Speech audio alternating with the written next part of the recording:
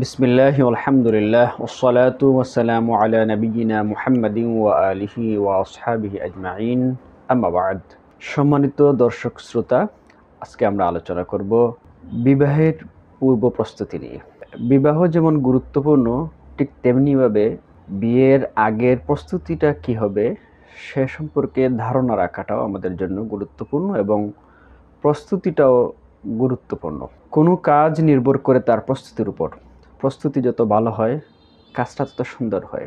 আর বিয়ে তো এমন একটা বিষয় যা মানুষের জীবনের গুরুত্বপূর্ণ একটা অংশ। সংসার জীবনে যদি একজন মানুষের জীবন সঙ্গিনী নির্বাচন ভুল হয়, তাহলে তার জীবনটাই কষ্টকর হয়ে যায়। বিয়ের যে মাকসাদ, সুখ পাওয়া, দিনদারি চর্চা করা, জীবনটা একেবারে অতিষ্ঠ এবং দুর্বিষহ হয়ে ওঠে। জীবনে উপভোগ করার মতো কিছু থাকে না। তার দিন এবং দুনিয়া সব কিছুই তার জন্য কষ্টকর হয়ে দাঁড়ায়। এই জন্য বিয়ের আগে কিছু প্রস্তুতি আমাদের নেওয়া দরকার। আমাদের সমাজে আমরা যারা বিয়ের আগে যে প্রস্তুতিগুলো নেই, তা হচ্ছে দুনিয়াবি বিভিন্ন বিষয় নিয়ে আমরা চিন্তা করি, বস্তুগত বিষয়। কিন্তু শরীয়তের দিক থেকে আমাদের কিছু বিষয় যেগুলো সবচেয়ে জরুরি, যেহেতু বিয়েটা শরীয়ত কর্তৃক নির্ধারিত, রাসূল সাল্লাল্লাহু আলাইহি সাল্লামের সুন্নাহ। এই জন্য শরীয়তের দৃষ্টিকোণ থেকে আমাদেরকে বিয়ের প্রস্তুতি নিতে হবে। এটা শুধু সামাজিকভাবে এবং দুনিয়াবি দৃষ্টিকোণ থেকেই বিয়ের প্রস্তুতি নিলে হবে না। প্রস্তুতি নিতে হবে কোরআন এবং সুন্নাহর আলোকে।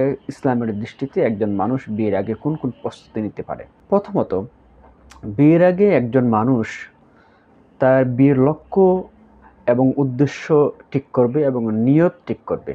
কোরআন এবং হাদিসের আলোকে বিয়ের উদ্দেশ্য হচ্ছে আল্লাহর বিধান পালন করা, দৃষ্টি এবং লজ্জাস্থানকে হেফাজত করা, পরিপূর্ণ দিনদার হিসেবে নিজেকে প্রতিষ্ঠিত করা। এগুলো হচ্ছে বিয়ের উদ্দেশ্য। কোরআন এবং হাদিসে এটাই প্রমাণ করে। কোরআনে আল্লাহ তাআলা বলছেন, ওমিন আয়াতিহি আন খালাকা লাকুম মিন আনফুসিকুম আজওয়াজান লিতাসকুনু ইলাইহা ওয়া জাআলা বাইনাকুম মাওয়াদ্দাতান ওয়া রাহমাহ। হাদিসে বলা হয়েছে, ইয়া মা'শারাশ শাবাব মান ইসতাতা'a মিনকুমুল বাআতা ফালইয়াতাজাওয়াজ ফাইন্নাহু আগাযযু লিল বাসর ওয়া আহসানু লিল ফারাজ।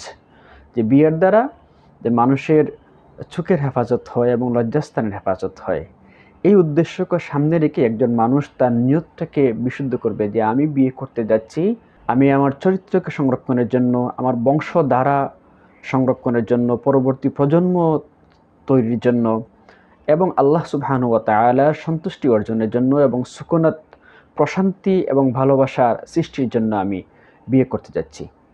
নিয়ত এবং উদ্দেশ্য দুইটা বিষয় একজন মানুষ ঠিক করার পরে তার দ্বিতীয় কাজ হচ্ছে পাত্রী নির্বাচন করা, পাত্র নির্বাচন করা। এক্ষেত্রে হাদিসে নির্দেশনা দেওয়া হয়েছে। রাসূল আলাইহিস সালাতু ওয়াসসালাম বলেছেন, তুনকাহুল মারআতু লিআরবাইন লিমালিহা ওয়া লিহাসাবিহা ওয়া লিজামালিহা ওয়া লিদীনিহা ফাজফার বিযাতিদ্দীন তারিবাত ইয়াদাকা। যে একজন মানুষ বিয়ে করে, পাত্রী নির্বাচন করে চারটা বিষয়কে সামনে রেখে, যে তার সম্পদকে দেখে, তার বংশমর্যাদা দেখে, তার সৌন্দর্য দেখে, তার দিনদারি দেখে। আর আমাদের উচিত ফাজফার বিযাতিদ্দীন, দিনদারিকে প্রাধান্য দেওয়া। তাহলে কি হবে? এর দ্বারা আল্লাহ সুবহানাহু ওয়া তাআলা কল্যাণ দান করবেন। তো পাত্র পাত্রী নির্বাচনের ক্ষেত্রে দিনদারিটাকে সর্বাবস্থায় প্রাধান্য দিতে হবে। তাহলে উদ্দেশ্য এবং তার নিয়ত বাস্তবায়ন হবে, উদ্দেশ্য পরিপূর্ণ হবে।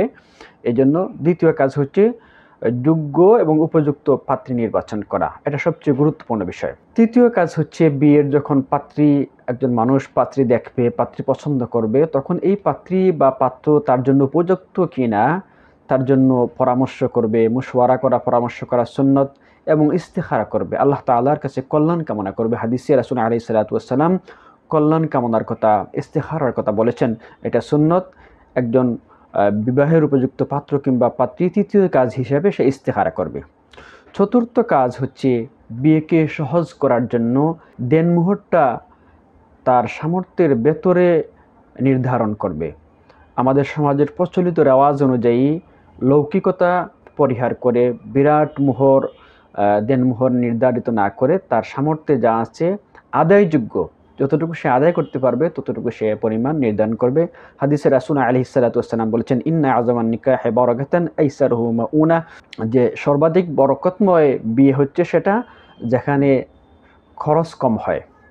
পঞ্চম কাজ হচ্ছে বিবাহ উপযুক্ত পাত্র কিংবা পাত্রীর জন্য তার সকল ধরনের হারাম কাজ থেকে বিরত থাকা। কোনো মানুষ যদি হারাম কাজ থেকে বিরত থাকে তাহলে সে পুত পবিত্র হয়ে যায়। আর পুত পবিত্র একজন মানুষের জন্য আল্লাহ সুবহানাহু ওয়া তাআলা আরেকজন পুত এবং পবিত্র মানুষ আল্লাহ তাআলা তার জন্য জীবনসঙ্গী হিসাবে নির্বাচন করবেন। অশ্লীল কাজ আছে, ব্যভিচার আছে, যত ধরনের হারাম কাজ আছে সবগুলো থেকে সে নিজেকে বিরত রাখবে। কোরআনে আল্লাহ সুবহানাহু ওয়া তাআলা সূরা আল ইসরায় বলছেন, ওয়ালা তাকরাবুজ জিনা ইন্নাহু কানা ফাহিশাতান ওয়া সাআ সাবিলা, তোমরা ব্যভিচারের ধারে কাছেও যেও না। ষষ্ঠ কাজ হচ্ছে তার, সে হারাম কাজ থেকে বিরত থাকার পাশাপাশি জীবনে অনেক গুনাহ হয়েছে, সে বেশি বেশি তাওবা এবং ইস্তেগফার করবে। এর দ্বারা আল্লাহ সুবহানাহু ওয়া তাআলা তার অতীতের গুনাহগুলো ক্ষমা করে দিবেন এবং তাকে পাক পবিত্র করে দিবেন। আর তার জীবন সঙ্গিনী আল্লাহ সুবহানাহু ওয়া তাআলা একজন দিনদার, মুত্তাকি, পরহেজগার, আল্লাহওয়ালা, খুদাবুর একজন পাত্র কিংবা পাত্রী তার জন্য তৈরি করে দেবেন। আল্লাহ সুবহানাহু ওয়া তাআলা আমাদেরকে বিয়ের আগের প্রস্তুতি শরিয়ার আলোকে, কোরআন সুন্নাহর আলোকে, দ্বীনকে সামনে রেখে প্রস্তুতি গ্রহণ করার তৌফিক দান করুন। আমিন।